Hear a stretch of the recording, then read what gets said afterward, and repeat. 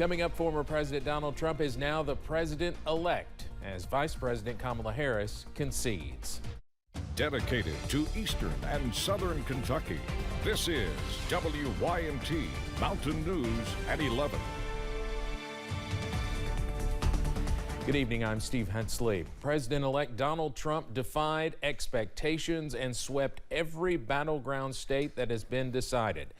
Now the long and complicated presidential transition begins, culminating on January 20th, 2025, with Trump's inauguration in Washington, D.C. CBS's Bradley Blackburn begins our post-election coverage from West Palm Beach, Florida. In her concession speech, Vice President Kamala Harris said she would help with a peaceful transition of power to President-elect Donald Trump. While I concede this election, I do not concede the fight that fueled this campaign. Earlier Wednesday, Harris spoke with Trump on the phone, congratulating the former president for his resounding Election Day victory. A fundamental principle of American democracy is that when we lose an election, we accept the results. The battleground state of Wisconsin put Trump above the 270 electoral votes needed to clinch the presidency. The president-elect won the popular vote for the first time in his 3 White House bids, starting in 2016. America has given us an unprecedented and powerful mandate. In his victory speech early Wednesday, Trump vowed to bring change.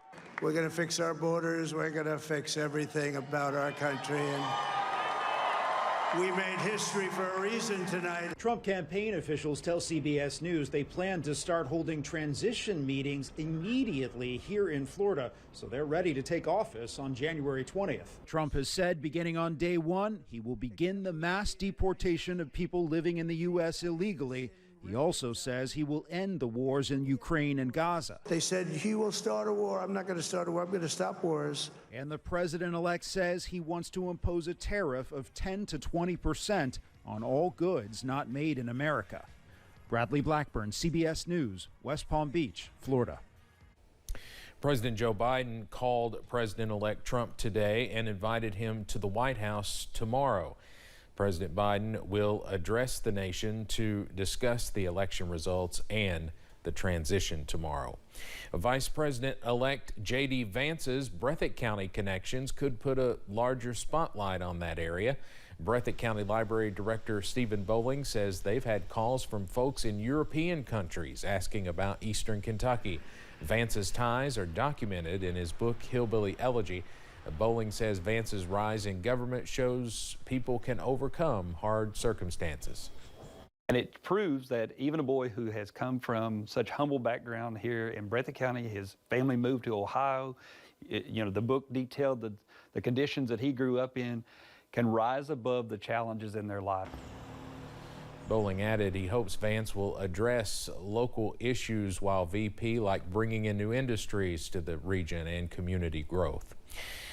Could a Kentucky congressman be in President-elect Donald Trump's new cabinet? The Lexington Herald Leader reports 4th District Representative Thomas Massey is open to that, potentially leading the Department of Agriculture.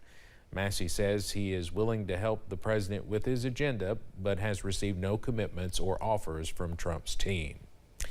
The Trump-Vance ticket easily won Kentucky's 8 electoral college votes. The state's congressional delegation says Kentucky sent a message about what is needed in Washington.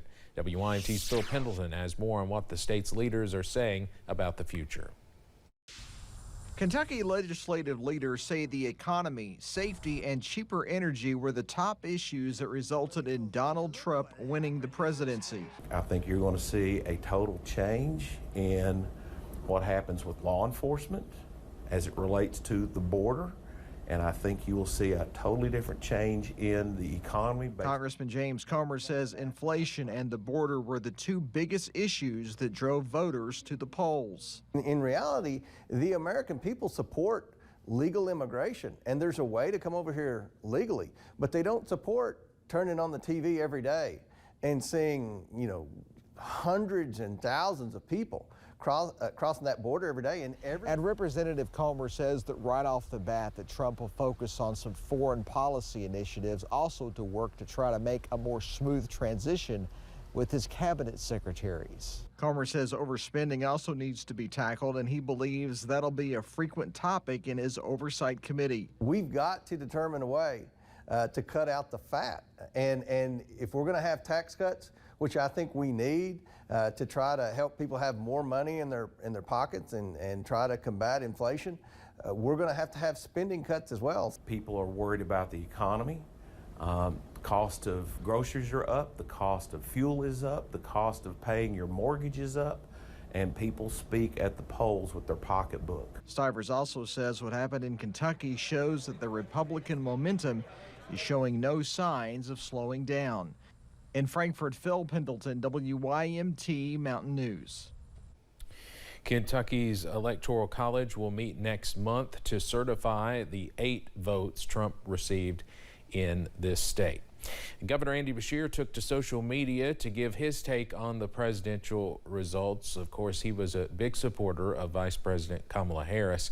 He said he was obviously disappointed and said, quote, "For many, the coming days will be hard, but I know we will get through it together. There is not a red America or a blue America, and we all need to work together to protect this country that we love."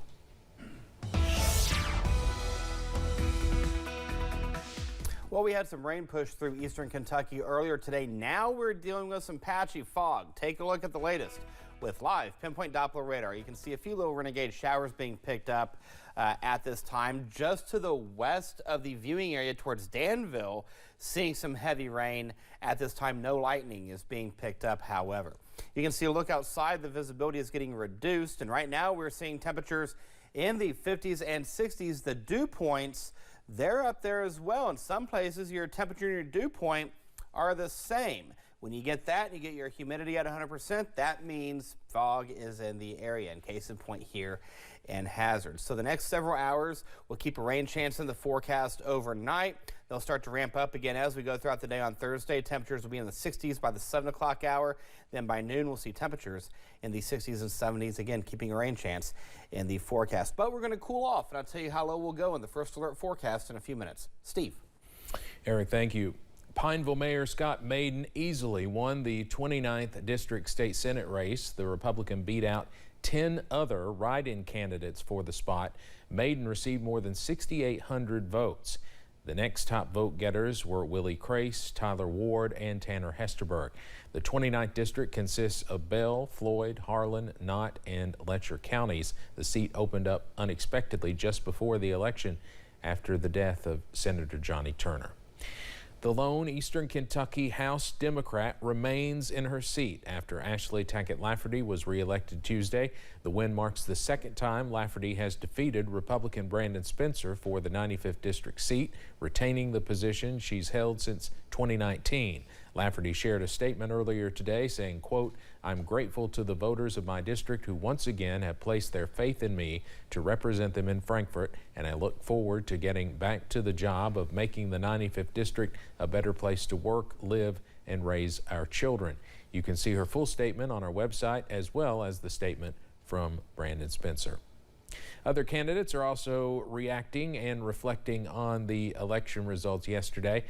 For state representative in the 84th district, which includes Perry, Breathitt, and Owsley counties, Republican Chris Fugit and Democrat Zach Hall went head-to-head.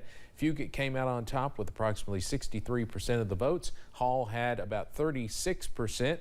Fugit says he is looking forward to another term. I just want to take a minute just to thank, the people of Perry, Breathitt, and Owsley County, the 84th district, for having confidence in me and electing me and allowing me to come back to Frankfort for 2 more years and work on their behalf and try to better the lives of the people in the 84th. You can still find all the local results from the election on WYMT.com or the WYMT News app. Also in Perry County was the 33rd Judicial Circuit Commonwealth's attorney race. It was a close one between Republican John Hanson and Democrat Jonathan Wilder. The race finished with Hanson coming out on top with a difference of only 71 votes. According to the unofficial results, Hansen says he looks forward to holding this position again.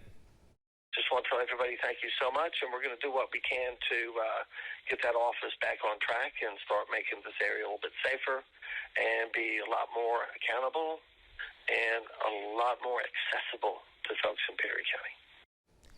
That race became necessary after the resignation of Scott Blair earlier this year. In more than 50 cities and counties, voters said yes to medical cannabis businesses. This means the businesses will be allowed to open in their communities. Tonight, Grayson Passmore talked with those who have been leading the push for years and are thrilled to see it come so far. I'm not surprised at all that everybody wanted to have a cannabis business in their area. The Kentucky General Assembly passed a bill legalizing medical marijuana in 2023. It will be enacted January 1st, 2025, but voters still had to decide where the businesses, like cultivators and dispensaries, will open. So 53 cities and 53 counties let voters decide whether the businesses should be allowed to open in their communities. And it was a yes from all of them. These are good jobs with benefits that probably will pay a lot more than some of your more, entry-level positions. And I think it's going to be great for our workforce and the communities they're in.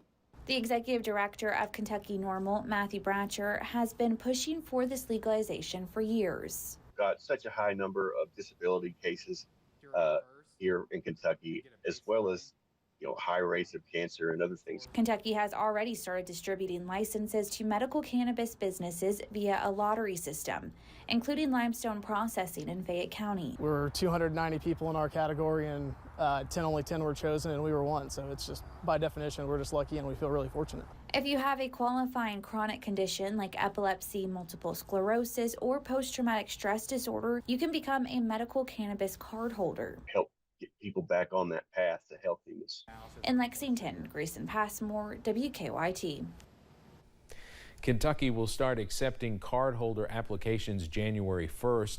Kentucky NORML will hold registration fairs in different counties starting in January. Statewide voter turnout this year was 58.8%.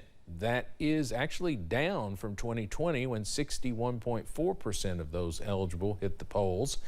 But it's up from 2016 when 56.1% of voters cast a ballot.